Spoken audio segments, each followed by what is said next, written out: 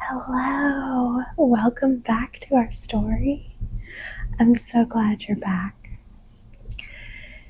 So, before we can jump back into our book, Pride and Prejudice by Jane Austen, I have some very important questions for you. Are you in your pajamas or your cozy clothes? Do you have your favorite blanket?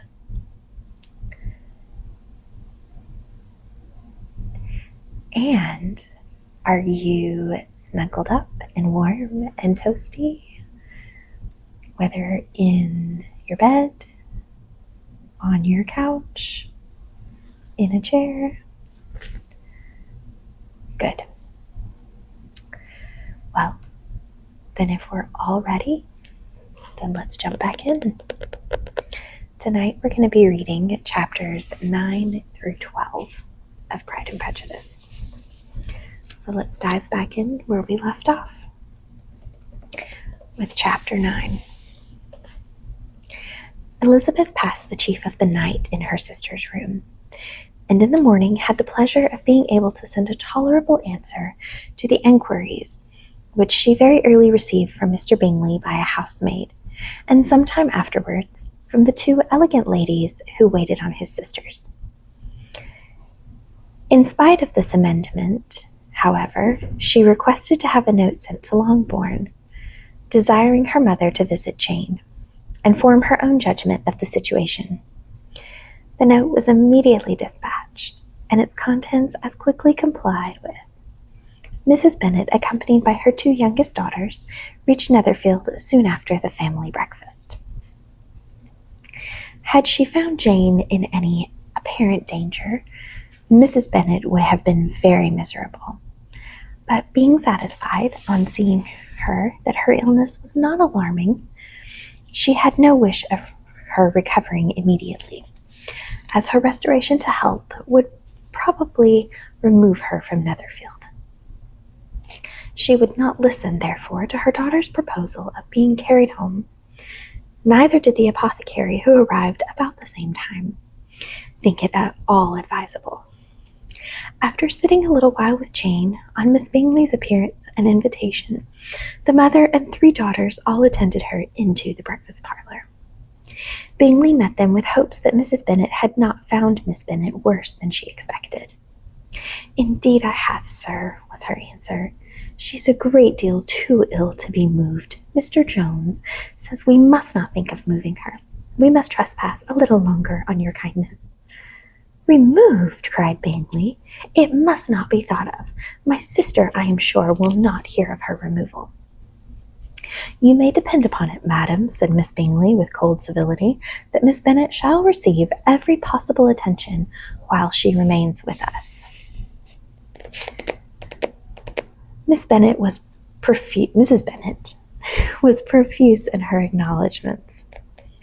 "I am sure," she added, "if it were not for such good friends, I do not know what would become of her, for she is very ill indeed, and suffers a vast deal, though with the greatest patience in the world, which is always the way with her, for she has, without exception, the sweetest temper I have met with.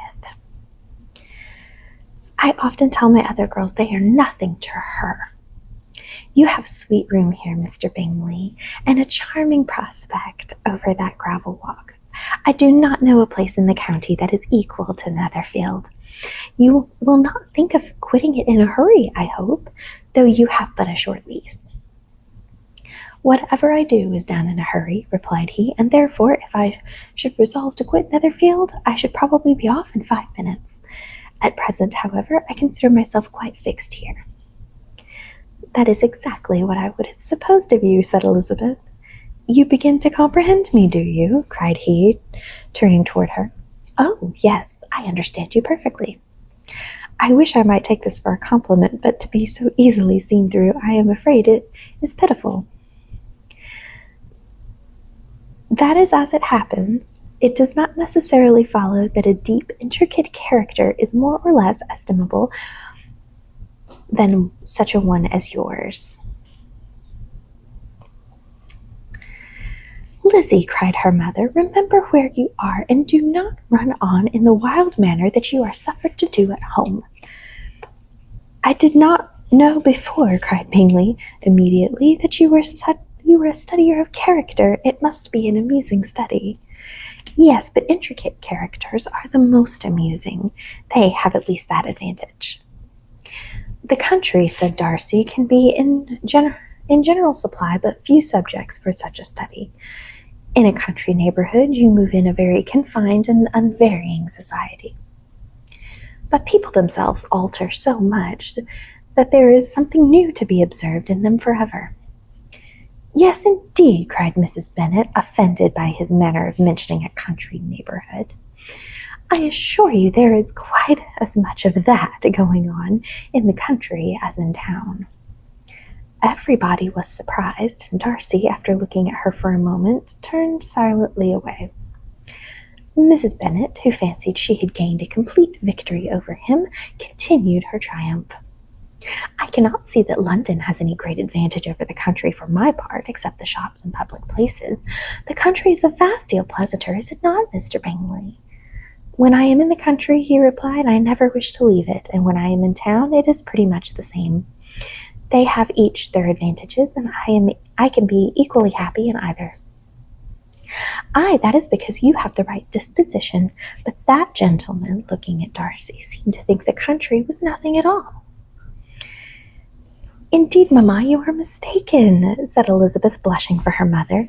"You quite mistook Mr. Darcy. He only meant that there were not such a variety of people to be met with in the country as in town, which you must acknowledge to be true." "Certainly, my dear, nobody said there were, but as to not meeting with many people in this neighborhood, I believe there are few neighborhoods larger.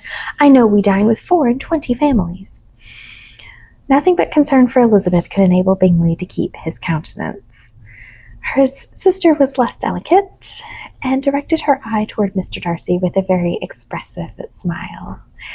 Elizabeth, for the sake of saying something that might turn her mother's thoughts, now asked her if Charlotte Lucas had been at Longbourn since her coming away. "Yes, she called yesterday with her father. What an agreeable man Sir William is, Mr. Bingley, is not he? So much the man of fashion, so genteel and so easy. He has always something to say to everybody. That is my idea of good breeding, and those persons who fancy themselves very important and never open their mouths quite mistake the matter." "Did Charlotte dine with you?" "No, she would go home. I fancy she was wanted about the mince pies. For my part, Mr. Bingley, I always keep servants that can do their own work. My daughters are brought up differently, but everybody is to judge for themselves, and the Lucases are very good sort of girls, I assure you. It is a pity they are not handsome. Not that I think Charlotte so very plain, but then she is our particular friend." "She seems a very pleasant young woman," said Bingley. "Oh, dear, yes, but you must own she is very plain. Lady Lucas herself has often said so, and envied me Jane's beauty. I do not like to boast of my own child, but to be sure, Jane, one does not often see anybody better looking. It is what everybody says. I do not trust my own partiality. When she was only 15, there was a gentleman at my brother Gardiner's in town, so much in love with her that my sister-in-law was sure he would make her an offer before we came away. But, however, he did not. Perhaps he thought her too young. However, he wrote some verses on her, and very pretty they were." "And so ended his affection," said Elizabeth impatiently. "There has been many a one, I fancy, overcome in the same way. I wonder who first discovered the efficacy of poetry in driving away love."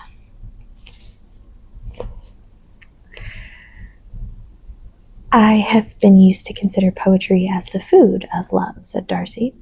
"Of a fine, stout, healthy love it may. Everything nourishes what is all strong already. But if it is only a slight, thin sort of inclination, I am convinced that one good sonnet will starve it over entirely away." Darcy only smiled, and the general pause which ensued made Elizabeth tremble lest her mother should be exposing herself again. She longed to speak, but could not think of but could think of nothing to say, and after a short silence, Mrs. Bennet began repeating her thanks to Mr. Bingley for his kindness to Jane, with an apology for troubling him also with Lizzie.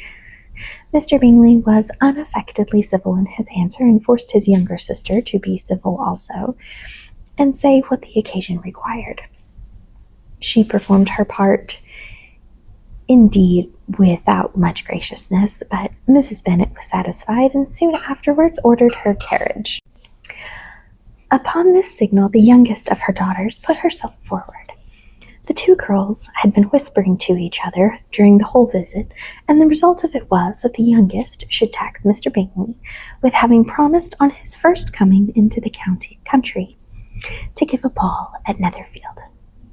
Lydia was a stout, well-grown girl of 15, with a fine complexion and good-humoured countenance, a favourite with their mother, whose affection had brought her into public at an early age. She had high animal spirits and a sort of natural self-consequence, which the attentions of the officers, to whom her uncle's good dinners and her own easy manners recommended her, had increased into assurance. She was very equal, therefore, to address Mr. Bingley on the subject of the ball, and abruptly remind him of his promise, adding that it would be a most shameful thing in the world if he did not keep it.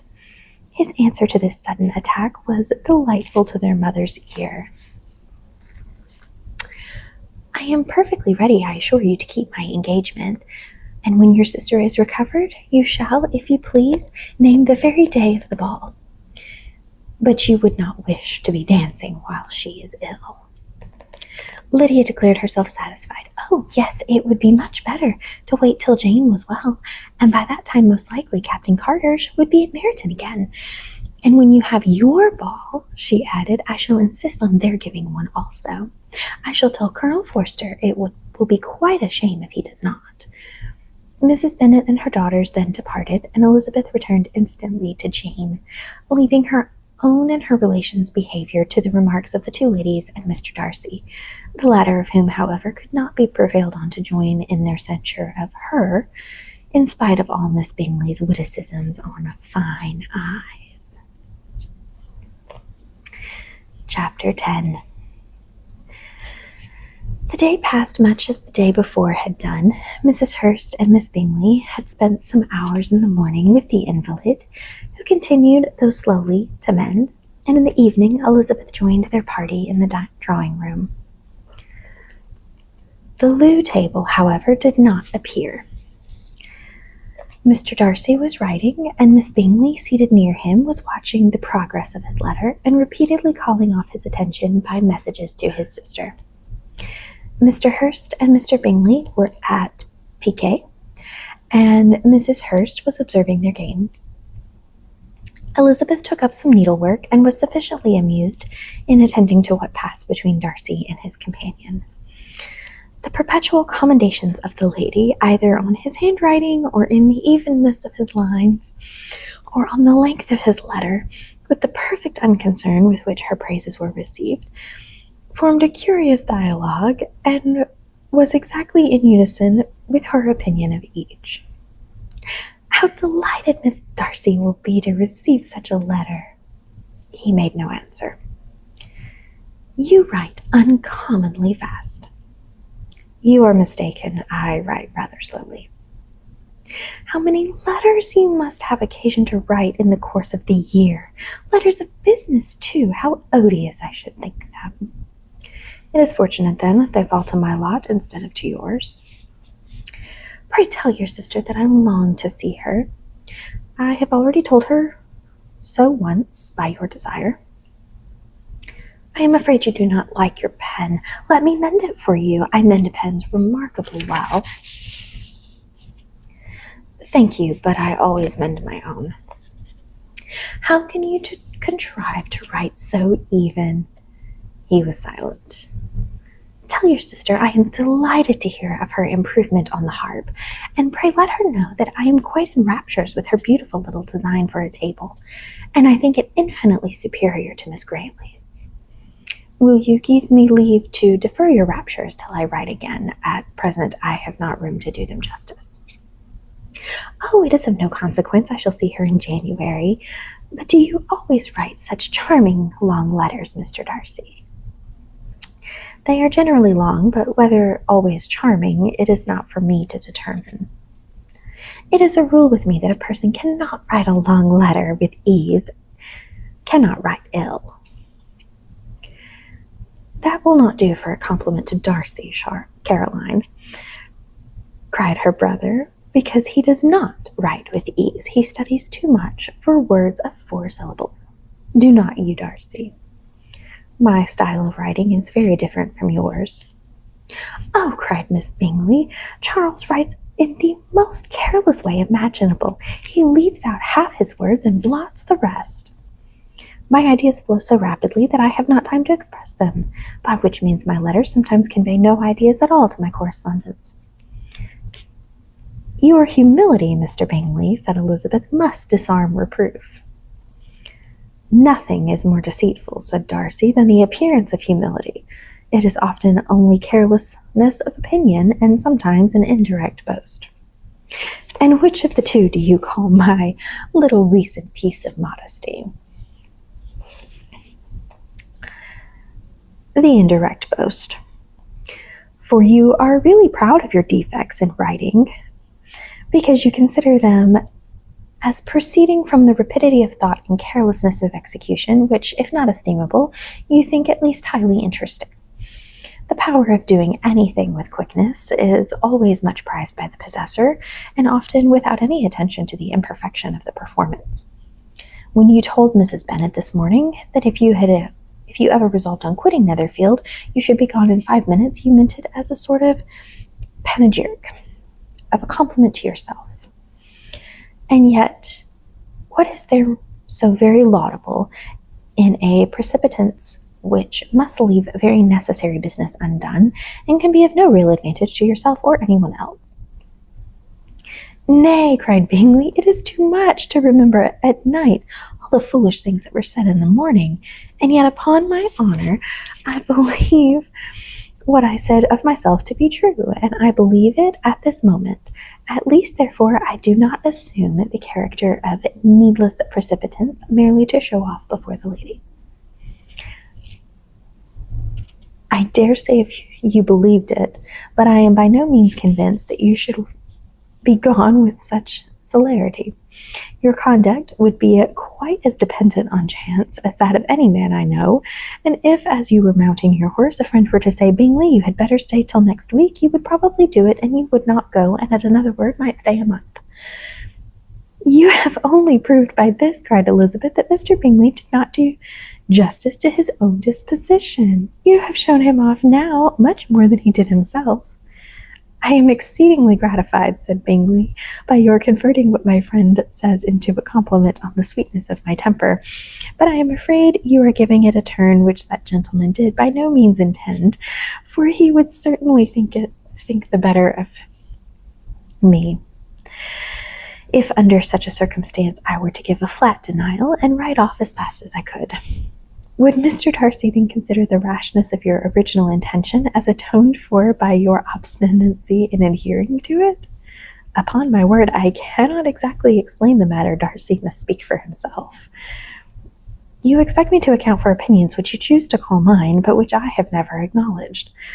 Allowing the case, however, to stand according to your representation, you must remember, Miss Bennet, that the friend who supposed to desire his return to the house and the delay of his plan has merely desired it, asking it without offering one argument in favor of its propriety. To yield readily, easily to the persuasion of a friend is no merit with you. To yield without conviction is no compliment to the understanding of either. You appear to me, Mr. Darcy, to allow nothing for the influence of friendship and affection. A regard for the requester would often make one readily yield to a request, without waiting for arguments to reason one into it. I am not particularly speaking of such a case as you have supposed about Mr. Bingley. We may as well wait, perhaps, till the circumstance occurs before we discuss the discretion of his behavior thereupon. But in general and ordinary cases between friend and friend, where one is desired by the other to change a resolution of no very great moment? Should you think ill of that person for complying with the desire without waiting to be argued into it? Will it not be advisable, before we proceed on this subject, to arrange with rather more precision the degree of importance which is to appertain to this request, as well as the degree of intimacy subsisting between the parties? By all means, cried Bingley, let us hear all the particulars, not forgetting their comparative height and size, for that will have more weight in the argument, Miss Bennet, than you may be aware of. I assure you that if Darcy were not such a great tall fellow in comparison with myself, I should not pay him half so much deference. I declare I do not know a more awful object than Darcy on particular occasions, and in particular places, at his own house especially, and of a Sunday evening when he has nothing to do. Mr. Darcy smiled, but Elizabeth thought she could perceive that he was rather offended, and therefore checked her laugh. Miss Bingley warmly resented the indignity he had received, and an expostulation with her brother for talking such nonsense. I see your design, Bingley, said his friend. You dislike an argument and want to silence this. Perhaps I do. Arguments are too much like disputes. If you and Miss Bennet will defer yours till I am out of the room, I shall be very thankful, and then you may say whatever you like of me. What you ask, said Elizabeth, is no sacrifice on my side, and Mr. Darcy had much better finish his letter. Mr. Darcy took her advice and did finish his letter. When that business was over, he applied to Miss Bingley and Elizabeth for the indulgence of some music. Miss Bingley moved with alacrity to the pianoforte, and after a polite request that Elizabeth would lead the way, which the other as politely and more earnestly negatived, she seated herself. Mrs. Hurst sang with her sister, and while they were thus employed, Elizabeth could not help observing, as she turned over some music books that lay on the instrument, how frequently Mr. Darcy's eyes were fixed on her. She hardly knew how to suppose that she could be an object of admiration to so great a man, and yet that he should look on her because he disliked her was still more strange. She could only imagine, however, at last, that she drew his notice because there was something about her more wrong and reprehensible according to his ideas of right than any other person present. The supposition did not pain her. She liked him too little to care for his approbation. After playing some Italian songs, Miss Bingley varied the charm by a lively Scotch air, and soon afterwards Mr. Darcy, drawing near Elizabeth, said to her, Do not you feel a great inclination, Miss Bennet, to seize such an opportunity of dancing a reel? She smiled, but made no answer. He repeated the question, with some surprise at her silence. Oh, said she, I heard you before, but I could not immediately determine what to say in reply. You wanted me, I know, to say yes, that you might have the pleasure of despising my taste, but I always delight in overthrowing those kinds of schemes, and cheating a person of their premeditated contempt. I have therefore made up my mind to tell you that I do not wish to dance a reel at all, and now despise me if you dare. Indeed, I do not dare. Elizabeth, having rather expected to affront him, was amazed at his gallantry, but there was a mixture of sweetness and archness in her manner which made it difficult for her to affront anybody, and Darcy had never been so bewitched by any woman as he was by her. He really believed that were it not for the inferiority of her connections, he should be in some danger. Miss Bingley saw or suspected enough to be jealous, and her great anxiety for the recovery of her dear friend Jane received some assistance from her desire of getting rid of Elizabeth.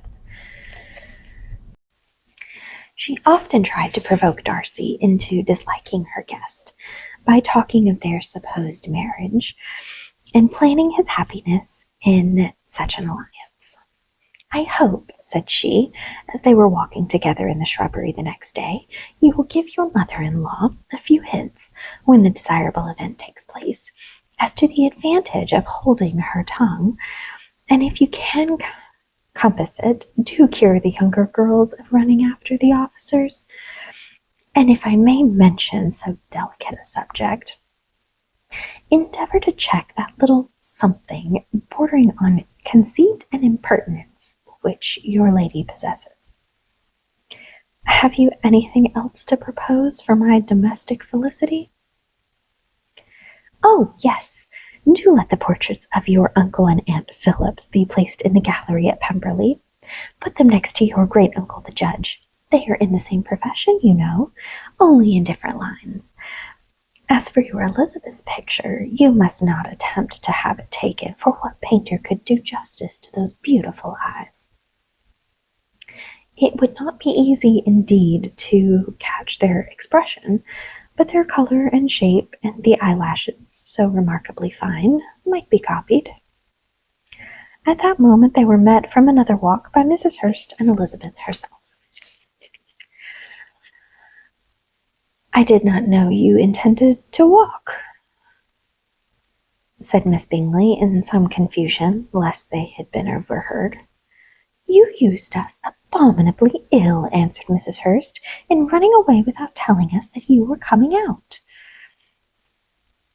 Then taking the disengaged arm of Mr. Darcy, she left Elizabeth to walk by herself. The path just admitted 3. Mr. Darcy felt their rudeness, and immediately said, "This walk is not wide enough for our party. We had better go into the avenue." But Elizabeth, who had not the least inclination to remain with them, laughingly answered, "No, no, stay where you are. You are charmingly grouped, and appear to uncommon advantage. The picturesque would be spoilt by admitting a 4th. Goodbye." She then ran gaily off, rejoicing as she rambled about, in the hope of being at home again in a day or 2. Jane was already so much recovered as to intend leaving her room for a couple of hours that evening. Chapter 11. When the ladies removed after dinner, Elizabeth ran up to her sister, and seeing her well guarded from cold, attended her into the drawing-room, where she was welcomed by her 2 friends with many professions of pleasure, and Elizabeth had never seen them so agreeable as they were during the hour which passed before the gentlemen appeared. Their powers of conversation were considerable. They could describe an entertainment with accuracy, relate an anecdote with humour, and laugh at their acquaintance with spirit. But when the gentlemen entered, Jane was no longer the first object. Miss Bingley's eyes were instantly drawn towards Darcy, and she had something to say to him before he had advanced many steps. He addressed himself directly to Miss Bennet, with a polite congratulations. Mr. Hurst also made her a slight bow, and said he was very glad, but diffuseness and warmth remained for Bingley's salutation. He was full joy and attention. The first half-hour was spent in piling up the fire, lest she should suffer from the change of room, and she removed at his desire to the other side of the fireplace, that she might be further from the door. He then sat down by her, and talked scarcely to anyone else. Elizabeth, at work in the opposite corner, saw it all with great delight. When tea was over, Mr. Hurst reminded his sister-in-law of the card-table, but in vain. She had obtained private intelligence that Mr. Darcy did not wish for cards, and Mr. Hurst soon found that even his open petition rejected. She assured him that no one intended to play, and the silence of the whole party on the subject seemed to justify her. Mr. Hurst had therefore nothing to do but stretch himself on one of the sofas and go to sleep. Darcy took up a book, Miss Bingley did the same, and Mrs. Hurst, principally occupied with playing with her bracelets and rings, joined now and then in her brother's conversation with Miss Bennet. Miss Bingley's attention was quite as much engaged in watching Mr. Darcy's progress through his book as in reading her own, and she was perpetually either making some enquiry or looking at his page. She could not win him, however, to any conversation. He merely answered her question and read on. At length, quite exhausted by the attempt to be amused by her own book, which she had only chosen because it was the second volume of his. She gave a great yawn and said, "How pleasant it is to spend an evening in this way. I declare after all there is no enjoyment like reading. How much sooner one tires of anything than a book. When I have a house of my own, I shall be miserable if I have not an excellent library." No one made any reply. She then yawned again, threw aside her book, and cast her eyes round the room in quest of some amusement. When hearing her brother mentioning a ball to Miss Bennet, she turned suddenly towards him and said, "By the by, Charles, are you really serious in meditating a dance at Netherfield? I would advise you, before you determine on it, to consult the wishes of the present party.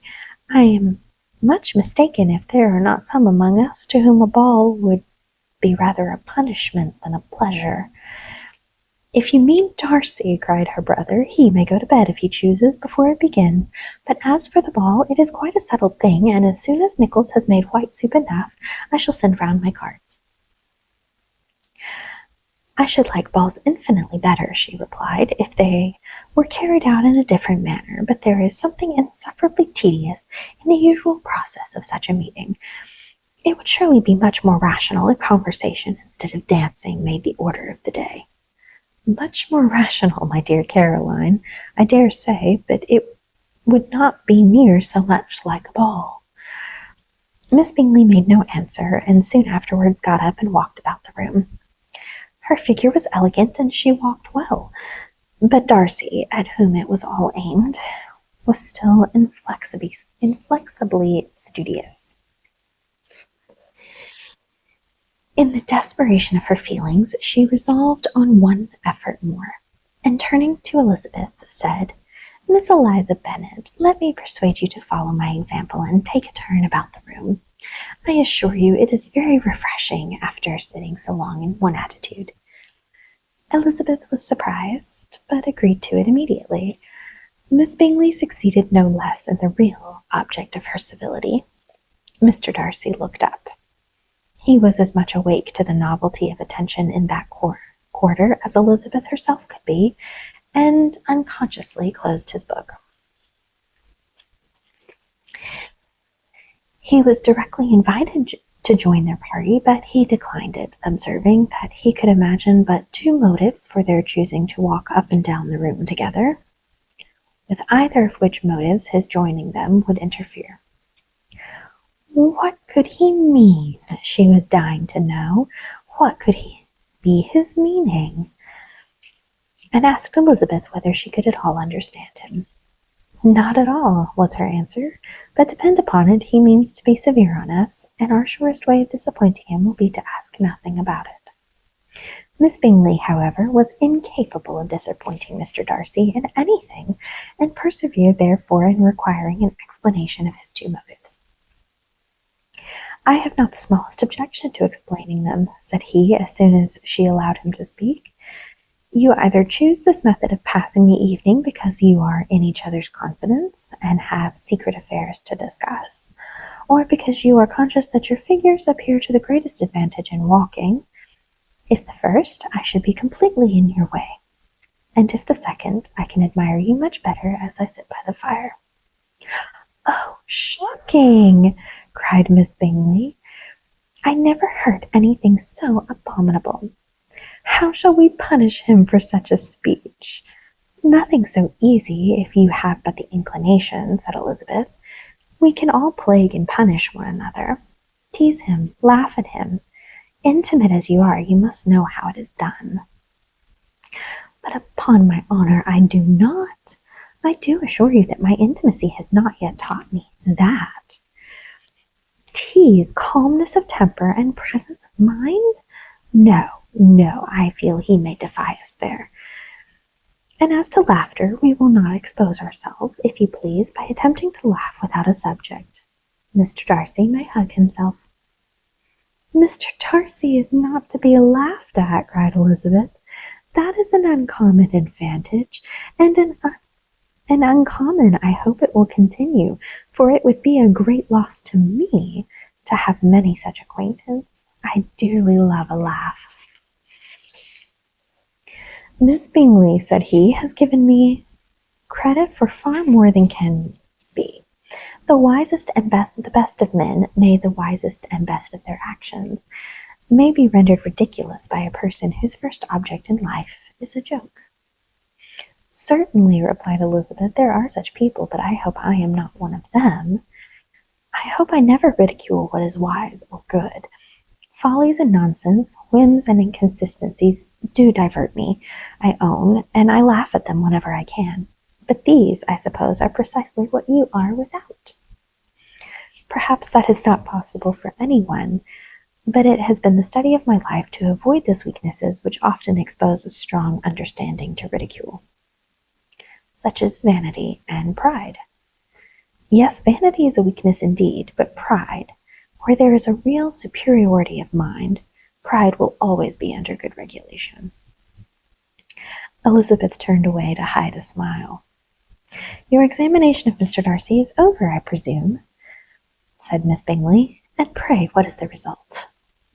I am perfectly convinced by it that Mr. Darcy has no defect. He owns it himself without disguise. No, said Darcy, I have made no such pretension. I have faults enough, but they are not, I hope, of understanding. My temper I dare not vouch for. It is, I believe, too little yielding, certainly too little for the convenience of the world. I cannot forget the follies and vices of others so soon as I ought, nor their offences against me. My feelings are not puffed about with every attempt to move them. My temper would perhaps be called resentful. My good opinion, once lost, is lost forever. That is a failing indeed, cried Elizabeth. Implacable resentment is a shade in a character. But you have chosen your fault well. I really cannot laugh at it. You are safe from me. There is, I believe, in every disposition a tendency to some particular evil, a natural defect, which is not the best education, which not even the best education can overcome. In your defect is a propensity to hate everybody. And yours, he replied with a smile, is wilfully to misunderstand them. Do let us have a little music, cried Miss Bingley, tired of a conversation in which she had no share.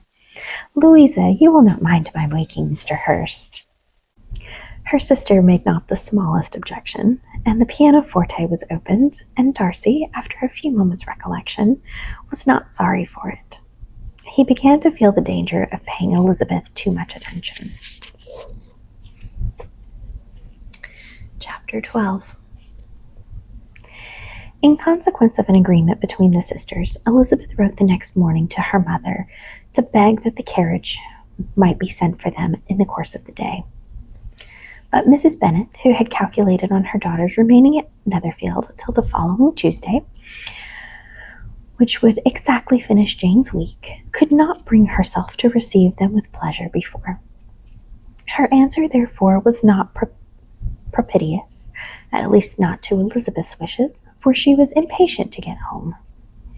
Mrs. Bennet sent them word that they could not possibly have the carriage before Tuesday, and in her postscript it was added that if Mr. Bingley and his sister pressed them to stay longer, she could spare them very well. Against staying longer, however, Elizabeth was positively resolved. Nor did she much expect it would be asked, and fearful on the contrary as being considered as intruding themselves needlessly long, she urged Jane to borrow Mr. Bingley's carriage immediately, and at length it was settled that their original design of leaving Netherfield that morning should be mentioned and the request made. The communication excited many professions of concern, and enough was said of wishing them to stay at least till the following day to work on Jane, and till the morrow their going was deferred. Miss Bingley was then sorry that she had proposed the delay, for her jealousy and dislike of one sister much exceeded her affection for the other. The master of the house heard with real sorrow that they were going to go so soon, and repeatedly tried to persuade Miss Bennet that it would not be safe for her, that she was not enough recovered, but Jane was firm where she felt herself to be right. To Mr. Darcy it was welcome intelligence. Elizabeth had been at Netherfield long enough. She attracted him more than he liked, and Miss Bingley was uncivil to her and more teasing than usual to himself. He wisely resolved to be particularly careful that no sign of admiration should now escape him. Nothing that could elevate her in the hope of influencing his felicity, sensible that if such an idea had been suggested, his behavior during the last day must have material weight in confirming or crushing it. Steady to his purpose, he scarcely spoke 10 words to her through the whole of Saturday, and though they were at one time left by themselves for half an hour, he adhered most conscientiously to his book, and would not even look at her. On Sunday, after morning service, the separation, so agreeable to almost all, took place. Miss Bingley's civility to Elizabeth increased at last very rapidly, as well as her affection for Jane, and when they parted, after assuring the latter of the pleasure it would always give her to see her either at Longbourn or Netherfield, and embracing her most tenderly, she even shook hands with the former. Elizabeth took leave of the whole party in the liveliest spirits. They were not welcomed at home very cordially by their mother. Mrs. Bennet wondered at their coming, and thought them very wrong to give so much trouble, and was sure Jane would have caught cold again. But their father, though very laconic in his expressions of pleasure, was very glad to see them. He had felt their importance in the family circle. The evening conversation, when they were all assembled, had lost much of its animation, and almost all of its sense, by the absence of Jane and Elizabeth. They found Mary, as usual, deep in study of thorough base and human nature, and had some new extracts to admire, and some new observations of threadbare morality to listen to. Catherine and Lydia had information for them of a different sort. Much had been done, and much had been said in the regiment since the preceding Wednesday. Several of the officers had dined lately with their uncle, a private had been flogged, and it had actually been hinted that Colonel Forster was going to be married. And that will end our story for tonight. Make sure you subscribe so that you can stay up to date on our next selection of chapters. Good night.